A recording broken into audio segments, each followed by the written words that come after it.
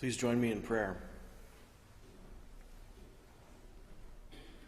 Holy Spirit, may we always remain hungry for the sustenance that only you provide. Amen.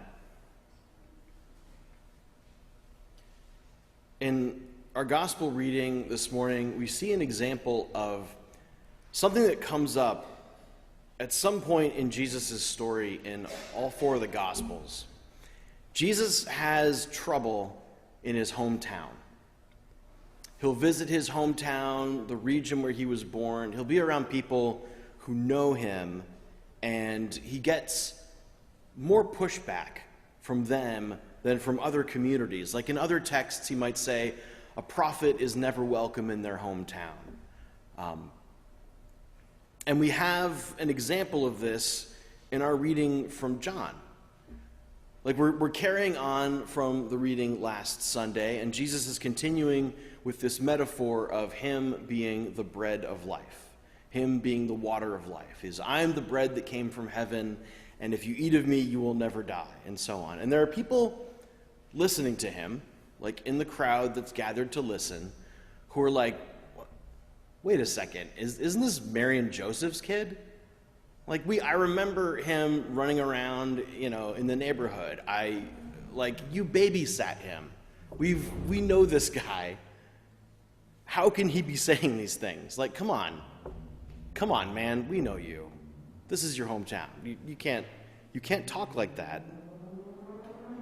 There's something about having seen someone grow up when they were probably a goofy, troublemaking kid, that you see them then, maybe they achieve greatness or they're seeking greatness. And there's a part of us, I think, that's like, I knew you back when you were just falling down and skinning your knee and, messing up your diapers and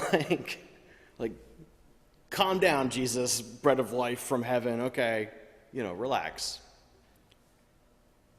And in the story, it's interesting because Jesus just doubles down on his metaphor. He's like, no, seriously, I am the bread that came from heaven.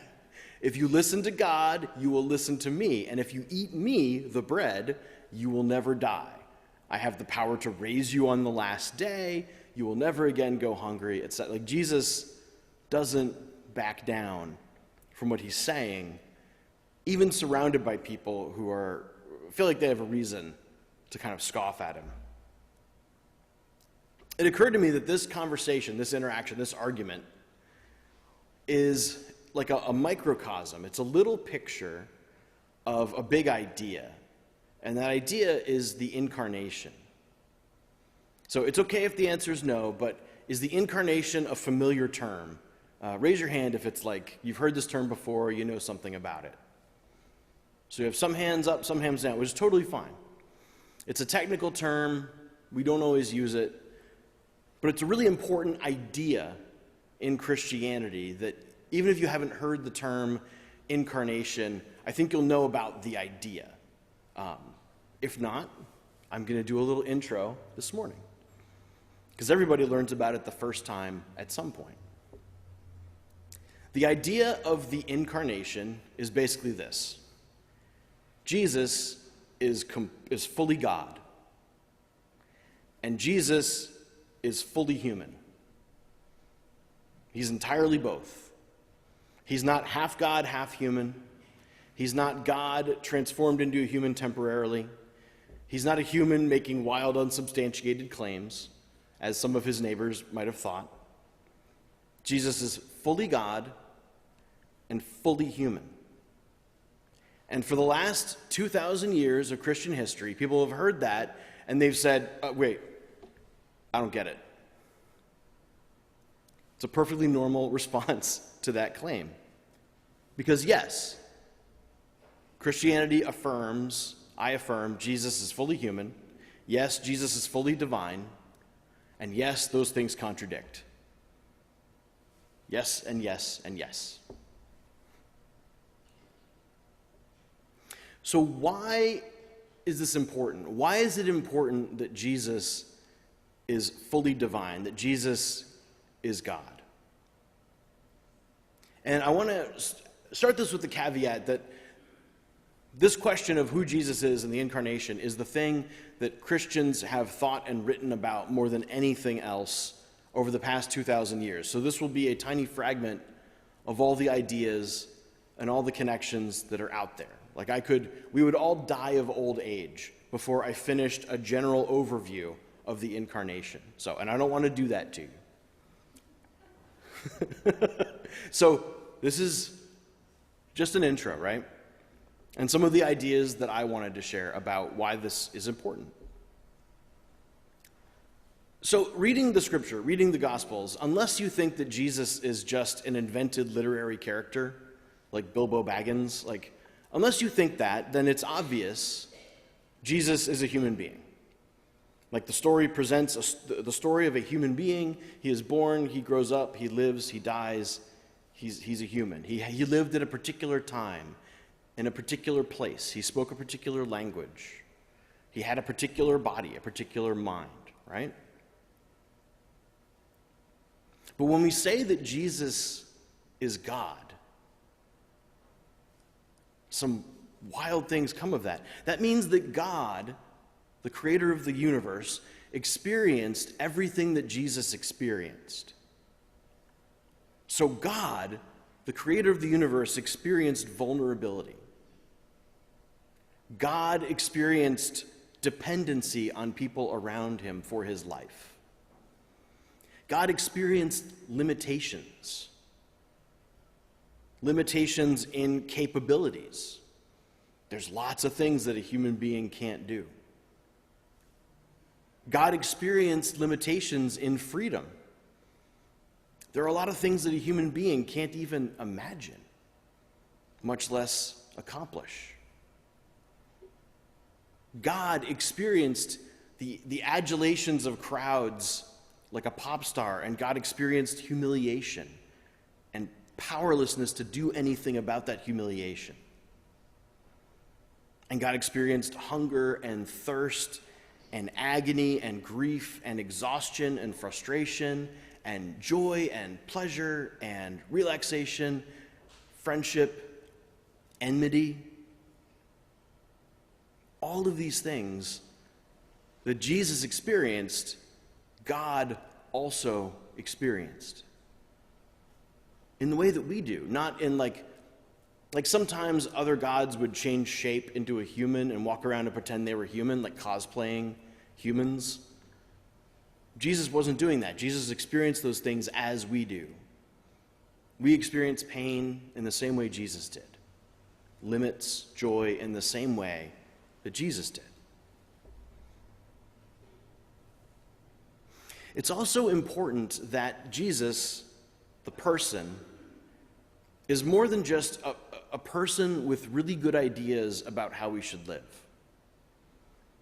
Like you can read the Bible and you can just say Jesus was a guy who had some really good ideas about the way we should live. He had some quotable phrases. He had some general rules that we can abide by and live a good life. Like you could live a Christ-like life and live a good life. But if we stop there, then Jesus is just only one of so many people who have lived throughout history, who have good ideas about how you can live. There are so many philosophies of life that will offer you flourishing. So many ways of life that will promote justice. So many ways of life that will provide an amazing challenge for you in your life to live up to, something to aspire toward. I have an undergraduate degree is in religious studies. There are many ideas of how to live. Many of them are bad. There are hundreds of amazing ways of life out there that you could pick and live a good life.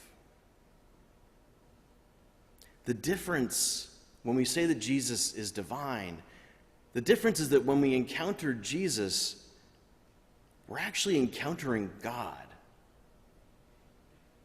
And when we encounter God, God has a power to transform us that no teacher of a way of life has. That makes a really big difference, I think. It's also worth asking, why is it important that Jesus is human? The parallel side of the incarnation. Why is that important? It would make sense in the ancient world if Jesus was a God who had taken on human form. Even just to teach us the way that this God wanted us to live. This was incredibly common. There's shape-changing stories about almost every Greco-Roman deity you could think of. And in other religious traditions in the world at that time and going forward, you had Zeus who would shape-change to sort of seduce whoever he could convince. And then in other traditions, a god like Loki would do things that would make Zeus blush. Odin had so many different forms he would take to travel the world. He has 200 names that are all listed in one of the poetic Eddas, because he had appeared in so many different forms. Like if it's a stormy night and you're living in Northern Europe and there's a knock on the door and there's a stranger at the door with one eye, that's Odin. And there are hundreds of stories about that happening. And it would make perfect sense in this context for a deity to take on a human form and to walk around and to perform miracles or, teach, do other things. But it's important that Jesus was fully human, not a God in a human suit, but fully human. And so all the things that Jesus did in his life are approachable. The things he did in his life are human things. His experiences were real experiences, not someone pretending, play acting. The risks that Jesus took were real risks. He could have starved or drowned or be crushed in a construction accident working with his dad, or gotten sick as a baby and died.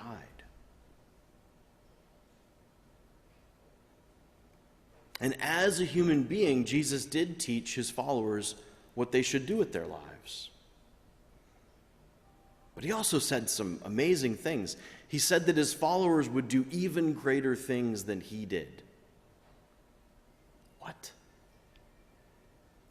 Jesus sent out his followers and gave them the ability to do everything Jesus had become famous for. He was like, I will send you out and you will be able to heal. You will be able to drive out demons. You will be able to proclaim forgiveness.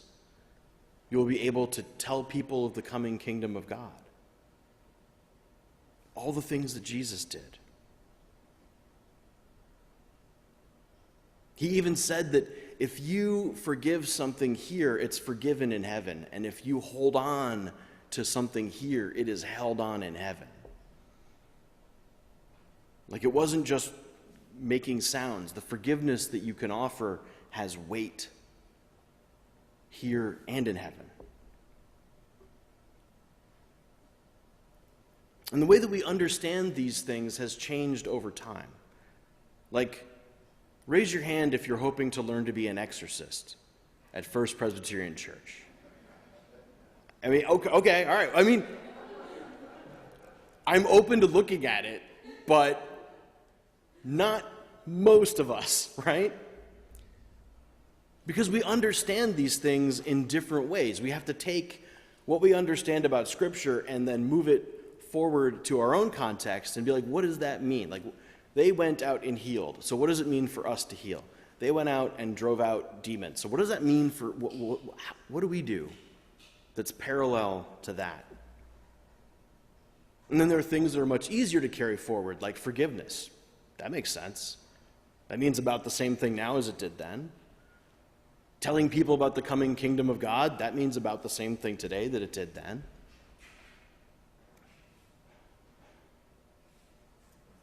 The fact that Jesus is human is maybe the most dangerous thing about him. Because obviously God can do anything. And if God is just God, not very approachable, entirely other, then it's obvious God can do things that we can't. And you can't expect us to do God things. But if Jesus is human, then it stands to reason that we could be expected to do everything Jesus did.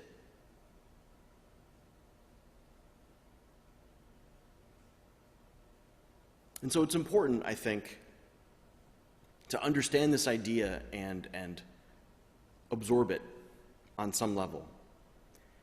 That Jesus is both at once entirely divine and entirely human, and that idea is really central for us as Christians. Christian is a word that started off as an insult in the Roman Empire, meaning little Christ. Oh, look at the Christians, they're little Christs. And so the Christians at the time thought, it's a good point. We are kind of meant to be little Christs. We're going to call ourselves that from now on. I think the fact that Jesus is human clarifies our calling. We can look at Jesus' life and understand the kind of life we are supposed to live. We can look at what Jesus did in the world, and we can understand what we are supposed to be doing in the world. To be imitators of God, in the words of our first reading this morning. Or to be little Christs, which is just what our name means. But the fact that Jesus is divine is what makes it possible for us to do this. Because in our encounter with Jesus, we encounter God. And we are forever changed by that encounter. Amen.